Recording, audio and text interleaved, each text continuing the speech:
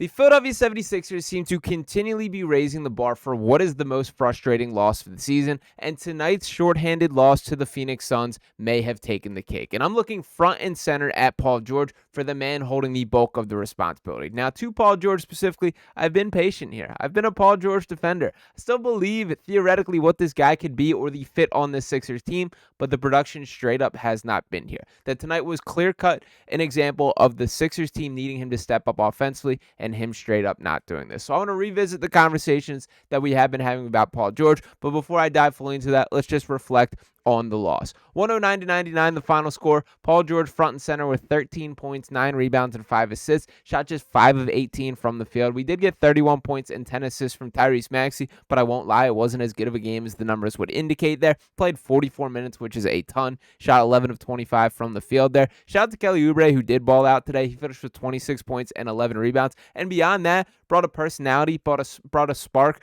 brought a fire that this team straight up lacked towards the tail end of that third quarter, which, by the way, he had 20 and 10 after the third. An awesome game, awesome output there. The energy was all over the place. But towards the tail end of that third quarter, he goes coast to coast after getting a rebound, attacks the rim, draws a foul, and straight up screams at the Sixers bench, trying to get energy. That is what I like. That is what this team needs, and that is what they're not getting enough of from most of these players. Now, little love to both Gershon Yabusele and Caleb Martin. To start with Gershon, that he finished tonight with 14 points and 10 rebounds. A nice double-double there. Thought he did a really nice job. Just works his butt off, man. He competes every single possession. No hate towards that. Caleb Martin, still work in progress, I would say, but I thought overall it was a solid game from him. Finished with 8 points, 7 rebounds, 3 assists, 2 steals, and a block. Shot just 2 of 6 from the field, 1 of 2 from 3. Would like a little bit more volume offensively, but overall he competed, and I did not think was a part of the problem. Then looking down the list a little bit, Justin Edwards still seeing a little bit of minutes, and love to see that. 13 minutes, thought he was excellent again. Hit a 3-pointer off an assist from Maxey.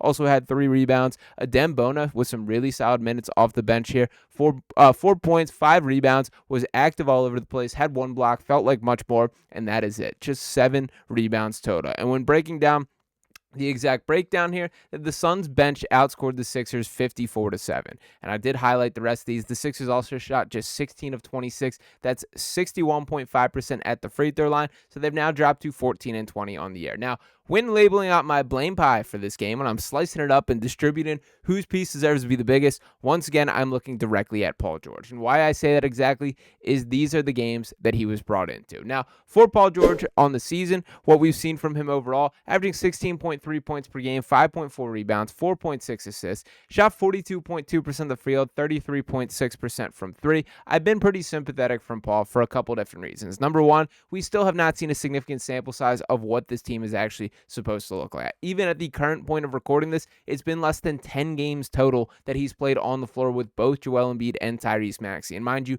tonight not being one of these, as Joel missed due to the foot sprain in his left foot that he sustained and was ruled out shortly before. I've also been sympathetic to Paul because he did battle 2 real deal injuries to start this season. And that was less about obviously like the comeback from the injury, but more about just disrupting the flow and fit with the team and learning the chemistry. All that kind of got, knocked off the game plan when that happened. But tonight, this is a clear example of why he's here. Against the Phoenix Suns, a team you're plenty familiar with from your days in the Western Conference. A game, a matchup where you should look like one of the better players on the floor, and he just didn't. And this now brings from the season-wide perspective that in games which Joel Embiid has played, these Sixers are 7-6. In games without him, they're 7-14. Now, a 13-game sample size is far too small to be digging into anything seriously, but what I do want to point out here, a 7-6 record above 500, that is a playoff winning percentage. A 7-14 record, it is not. And now this is the same story for over a decade, that when Joel Embiid is there, the Sixers look like a solid basketball team. When he is not, everything falls off the rails. And it's incredibly frustrating because that is the exact problem that Paul George is here to fix. Yes, do I believe that theoretically he could be this big 3 with Tyrese Maxey, that it all fits together, that Paul can, feed and eat off getting the catch and shoot looks with the double teams that Joel Embiid faces. I love his ability to space the floor, and that's a part of it. But the real part of it, and the real reason that these Sixers were willing to play out this cap space deal and hand him this massive contract, this contract that very well has the potential to be looking down the barrel of what these Suns are dealing with Bradley Beal, that no team will take on because he is not worth it, that this amount of dollar sign, this amount of salary cap commitment does not match up the production from the player. That is the potential world we're walking in if things do not turn around for Paul George. But the reason that the Sixers were willing to do this is that they believe the gamble was that Paul George can be that guy when Joel Embiid is not there. I'm not saying he's going to be an MVP caliber player, but he can carry you to wins. That is not happening. It straight up is not happening. And for tonight specifically, it made me nauseous to hear Nick Nurse post-game speaking about he loves the shot process. The shots just aren't falling, but he believes in what's Paul doing. Well, you shouldn't, my guy, because this is not what this Sixers team should have signed up for. Now, could this all turn around? Could this just be the growing pains, him figuring things out, new location, working back from injury? You list, the list of excuses that you can break out. Sure, that is a possibility. But I will now say we are approaching the mid part of the season. This is not just a couple game sample size. This is half a year that we've now seen with this dude. And to acknowledge exactly what is lingering over everyone's heads right here, it is this thought right here of Jimmy Butler himself. Now, I've been pretty stern on my opinion that I would not make the trade. I would not pull the trigger to get off the Paul George contract to bring in Jimmy Butler. Where my mind has changed a little bit is what my conversation would be. It would be a little Joel Embiid, get in the office real quick. We need to have a conversation. Do you think Paul George is who you thought he was? Is this a guy that is living up to your expectations? Do you see a world where you guys can compete for years to come? Because I also do want to note in this conversation that one of the selling points of this big deal with Paul George is because it is not just a one-year push, that it is the 4-year contract. So there is that continuity that Joel Embiid has so often spoke about that they have not done a good enough job of keeping. That is part of the game plan here, that yes, even though they're off to a disastrous start to the Paul George era in Philadelphia, that theoretically you can turn the page, run it back next year, and you have guys like Tyrese Maxey continuing to improve and possibly take on a little bit of a larger share of the offense here. Guys like McCain who could step in where there is not as much pressure on Joel Embiid and Paul George specifically. But if that is not how Joel Embiid is feeling, if he is underwhelmed by the Paul George experience, or if a report like this that was originally floating out there about the Sixers' interest in Jimmy Butler saying, quote, over the summer, Philadelphia tried to engage Miami on a Butler deal before agreeing to terms with George. Joel Embiid wanted a reunion with Butler and pushed for it, according to sources who spoke to Yahoo Sports over the summer and recently. This may be true. This very well may be. We all know that there is a strong relationship between Jimmy Butler and Joel Embiid, and it's pretty rare that Joel has had that with any sort of other athlete. We've seen plenty of guys have come through that he has clashed heads with. Ben Simmons, obviously, at the front of the line here. Even James Harden, while I think they were cool with each other, it was never this, boys in the way that it is with Jimmy Butler and Joel Embiid. James Harden and him never kind of had that. It felt like a professional coworker relationship where you like the guy you work with, but you never hang out with the dude. That was the vibe that I got between James Harden and Joel Embiid. For Jimmy Butler and Joel, there is more to that. So if that is the case and that is what Joel speaks, I would give it some hard thought at this point.